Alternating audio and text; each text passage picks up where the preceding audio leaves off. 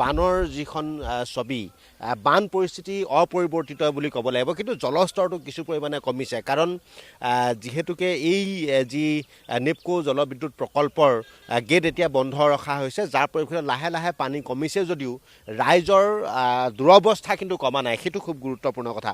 মই খুৰীৰ পৰাই জানিব খুজিছোঁ, পানীতে সহাৱস্থান কৰিবলগীয়া হৈছে। খোৱা বোৱা কিবা পাইছেনে আপোনালোকে? খোৱা বোৱা কালি ৰাতি আমাৰ গাঁৱৰ মানে পকা ৰাস্তাৰ ইপাৰেতো পানীটো নাই।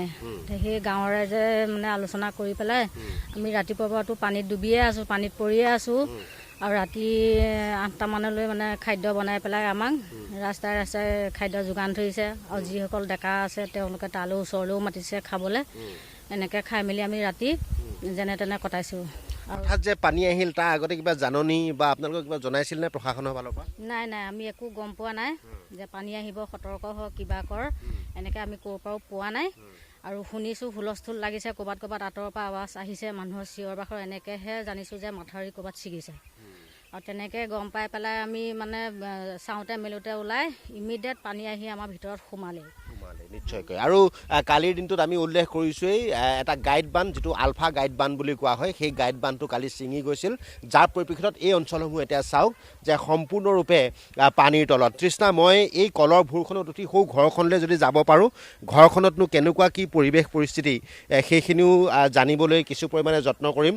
আৰু কলৰ ভূৰত উঠাই এতিয়া আৰু আমাৰ কাম হ'লগৈ, কাৰণ যিসকল বন্যাৰ্ত, সেই বন্যাৰ্তৰ কাৰণে এতিয়া আৰু তেওঁলোকৰ বাহনখন এই ভূৰখনে হ'লগৈ। নাওখন, ভূৰখন এতিয়া তেওঁলোকৰ কাৰণে যাত্ৰাৰ সংগী। আমি এই মুহূৰ্তত যদি এই ভূৰখনে যাব পাৰোঁ, যাব পৰা হ'বনে? নহ'ব। কেনেকুৱা পৰিস্থিতিটোৰ কথা? পৰিস্থিতিটো পানীৰ পৰা ভীষণ পানীটো পূৰা হৈছে। এতিয়া কি কৰিব? এতিয়া উপায় নাই নহয়। ভূৰ লৈ আমি যাবলৈ ঘৰলৈ যাব লাগে, পানী নাই, এতিয়া যাবই নোৱাৰোঁ।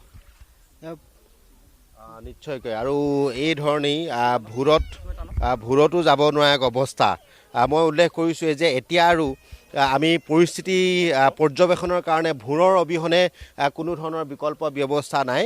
আৰু মথাউৰিৰ দৃশ্যাংশ যদি ৰকেটে দেখুৱাই, এতিয়া মথাউৰিতে ৰাইজে অৱস্থান কৰিবলগীয়া হৈছে।